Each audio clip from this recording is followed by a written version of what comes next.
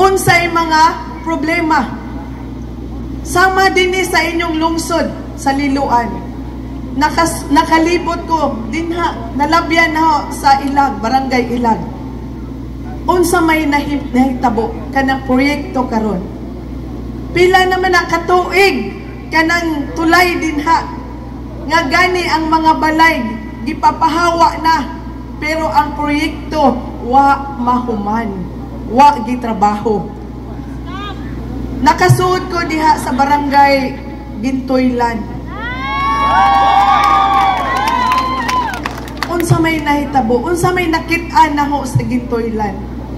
Proyekto, multi-purpose building, kantidad og 4.9 million. Ganina nalabyan na pud namo ni Gov.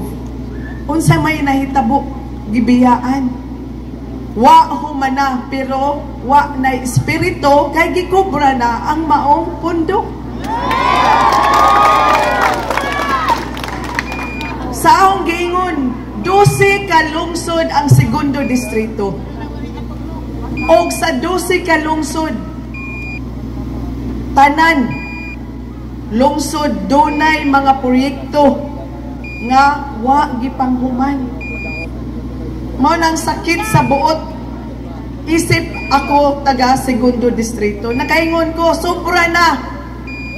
Hinaot nga dili malain ang akong kaatbang kay ngano, dili ni pagdaot. Dili ni pagdaot. Ako ning sulti ko tungod kay nakita na ho ang tinuod nga sitwasyon. Og ako nakaingon, atong undangon ang kaning negosyong tinuray. No?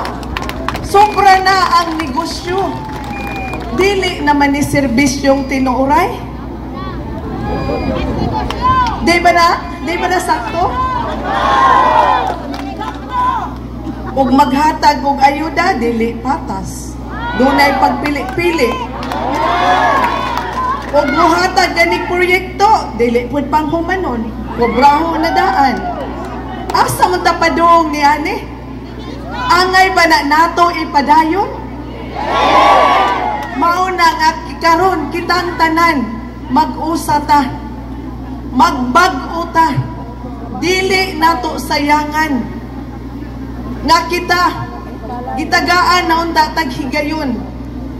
Nalipay unta ta kay segundo distrito na.